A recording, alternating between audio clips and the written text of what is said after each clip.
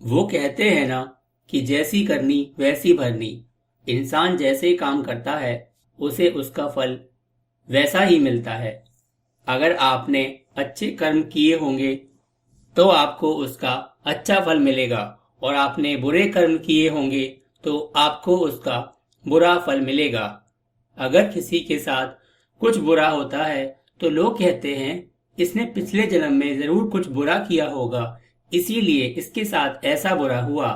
और अगर किसी के साथ कुछ अच्छा होता है तो लोग कहते हैं कि इसने पिछले जन्म में जरूर कुछ अच्छा काम किया होगा, इसलिए ही इसके साथ आज ये अच्छा हुआ।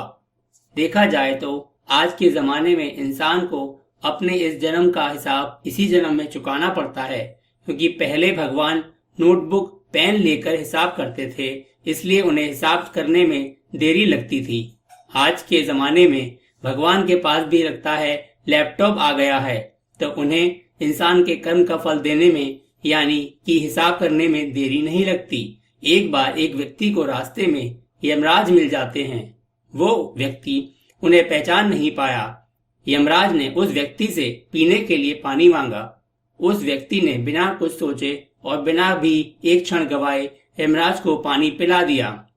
पानी पीने के बाद यमराज ने उस व्यक्ति को बताया कि वो उसके प्राण लेने के लिए आए हैं, किंतु उस व्यक्ति ने यमराज की प्यास बुझाई है, इसलिए वो उन्हें अपनी किस्मत बदलने का एक मौका देते हैं। इतना बोलने के बाद यमराज ने उस व्यक्ति के हाथ में एक डायरी दे दी और उस व्यक्ति से कहा कि तुम्हारे पास 10 मिनट का समय है। इस डायरी में तुम जो भी लिखोगे वही सच हो जाएगा, लेकिन ध्यान रखना तुम्हारे पास केवल 10 भी मिनट हैं। उस व्यक्ति ने डायरी खोलकर देखा तो पहले ही पेज पर लिखा था कि उसके दोस्त को लॉटरी निकलने वाली है और वो करोड़पति बनने वाला है।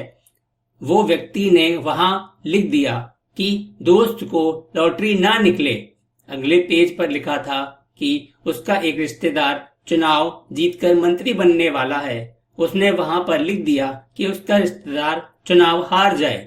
इसी तरह वो पेज पलटता रहा और अंत में उसे अपना पेज दिखाई दिया। जैसे ही उसने कुछ लिखने के लिए पेन उठाया कि यमराज ने उस व्यक्ति के हाथ में से डायरी वापस ले ली और कहा, वत्स तुम्हारे 10 मिनट अब खत्म हो गए हैं, अब कुछ भी नहीं हो सकता है। यमराज ने कहा कि तुमने अपना पूरा समय दूसरों का बुरा करने में व्यतीत कर दिया है और अपने आप को ही खतरे में डाल दिया। अब तो तुम्हारा अंत निश्चित है। अब तुम्हें कोई नहीं बचा सकता, क्योंकि तुम अपने आप को ही नहीं बचा पाए। यह सुनकर वो व्यक्ति बहुत ज्यादा पछताता रहा, लेकिन अब पछताने से कुछ नहीं हो सकता था, क्योंकि अब सुनहरा मौका हाथ से निकल चुका था। इससे हमें ये सीख मिलती है, अगर भगवान ने आपको कोई शक्ति दी है तो आप किसी का बुरा ना सोचें और ना ही किसी का बुरा करें। दूसरों का भला करने वाले सदा सुखी और दूसरों का बुरा करने वाले सदा दुखी रहते हैं।